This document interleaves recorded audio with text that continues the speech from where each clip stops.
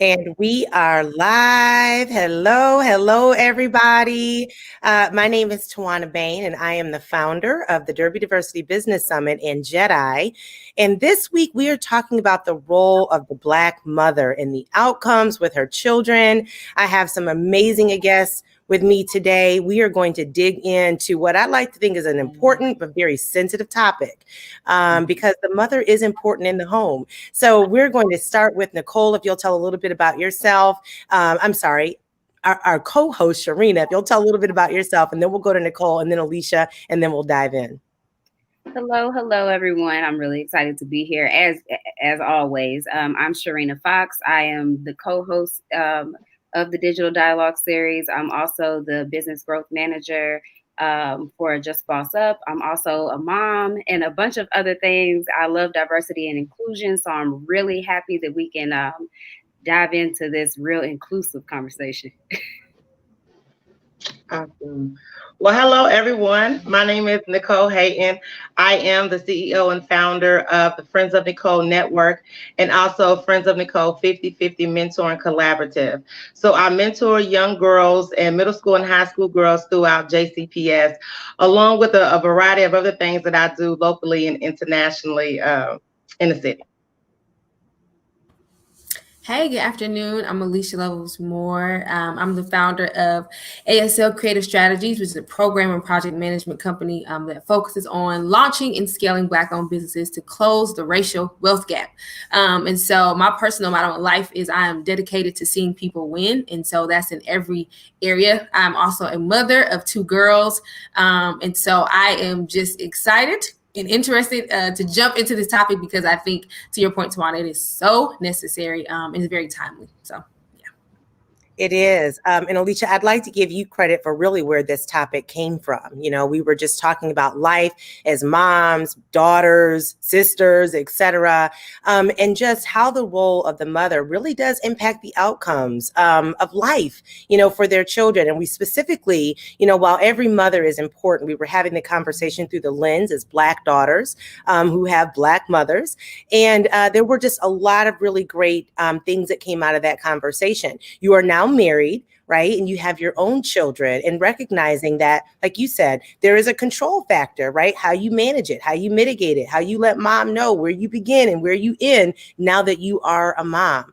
Talk to us just a little bit about some of the things that you have experienced being a new mom and a wife and having a mother who has a very, very big opinion.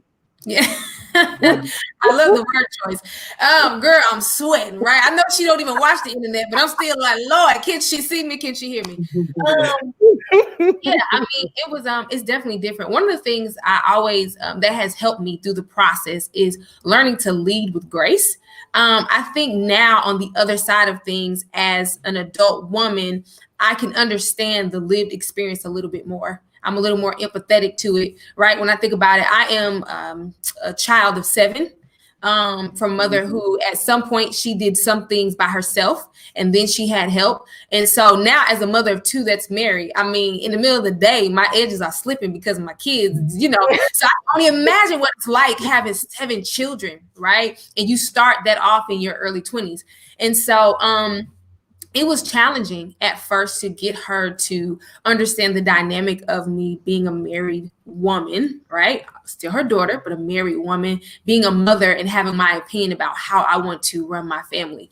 And so at first it was a lot of tension, and it still is. However, what I've learned to do is just give her grace, because I think one of the things that we don't get a lot of opportunities to learn from our mothers is their story.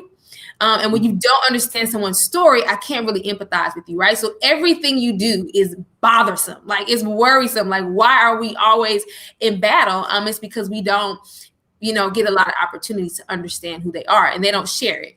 And so it was challenging. It is challenging, but I'm learning to lead with grace and understand that she is a whole woman. She is a whole story before I became her child. And that's helping me personally to process what it's like to be in that type of relationship. You bring up, a very, very good point. I even find myself who also had what I like to call the internal conflict of the mother and the daughter, and when that baton is being passed. And I find myself more as I'm sharing stories about who I am. A lot of people have said, man, your pivot in 2020 was just so fierce. Where does that come from? Where did that grit come from? And I was working on a proposal and they were asking me, who would give an example of someone in your life that has grit, right? And I started to write about, I thought about Fantasia when she first really began to debut and what she went through with losing family members to violence. And then I said, no, I'm not going to talk about that. Then I started thinking about Oprah, and then I'm like, no, I'm not going to talk about that. My mom raising 3 girls with a 9th grade education who later went on to get her master's degree. But it takes grit, especially living in this society with all that the Black culture endures, to be able to raise 3 daughters and they be able to go on and accomplish so much. So giving grace, I think, is just such an excellent way of explaining that, Alicia, because not many of us take the time to look at our mother as that whole woman, right? Nicole, listen, one of the things that I absolutely adore about you is your willingness to lean in with young women and mentor them. And not only just leaning in and mentoring them, but also connecting them with women who may fill voids that you may not be able to fill for them. When you think about the role of the mother and you think about the young women that you touch every day, how are you helping to fill that void and that gap for many of these young ladies who are aspiring to be great? For me, even with my mentorship program, we not only work with the young girls, but we also work with the families, with the mothers as well. Being that, being in JCPS and doing mentorship, group mentorship inside the schools, what we're learning from some of our mentees is that they have a lot of family issues and things like that go home. So in some of our curriculum, we teach confidence and self-esteem and how to love yourself and how to set goals. But a lot of these things come first from your mom. And I tell parents all the time, like, the first person who teaches the daughter confidence 9 times out of 10 is you. So if your daughter sees you in the mirror, whether it be complaining about how fat you are, you don't like this about your body, or you don't like that, they're picking up on that. So we also try to, not only work with the girls, but we try to work with the mamas too, to build their self-esteem and their confidence up so they can be better examples, to their daughters.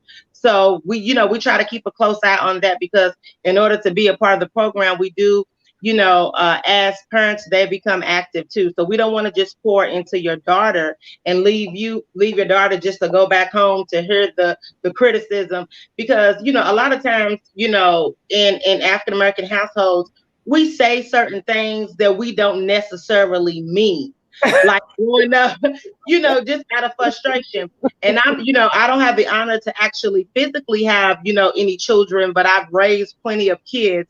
And I had the honor of raising my 5 nieces and nephews, and starting at 6 months old, all the way up until they're like 7 or 8. So I've been able to experience that.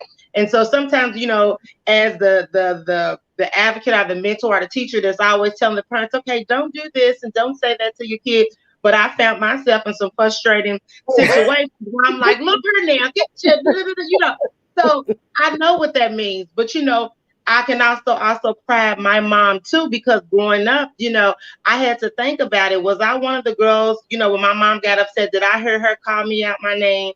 Or did I hear her say, come here, you little chubby girl, fat girl, whatever the case may be?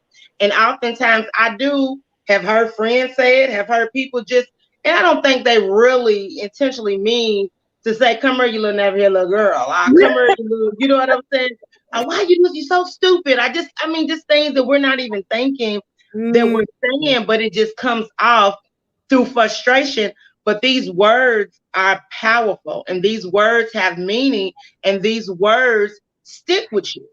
And so sometimes people say, well, Nicole, because I build my curriculum off of like owning your confidence.